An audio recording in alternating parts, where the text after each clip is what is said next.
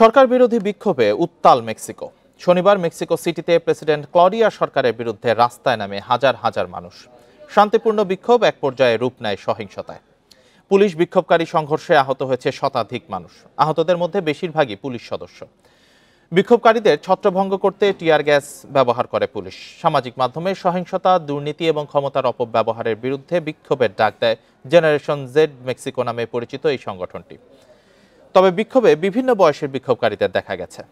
১ November দুর্নীতি বিরোধী mayor Carlos মানজোর হত্যার পর থেকে আন্দোলন আরও তীব্র হয়েছে। ২০২৪ সালের অক্টোবরে দায়িত্ব নেন ক্লডিয়া শেইনবাউম। ক্ষমতায় আসার প্রথম বছরে ৭০% উপরে জনপ্রিয়তা বজায় রাখতে সক্ষম হন তিনি। তবে বেশ কয়েকটি হাই প্রোফাইল হত্যাকাণ্ডের কারণে তার নিরাপত্তা নীতি সমালোচনার মুখে পড়ে।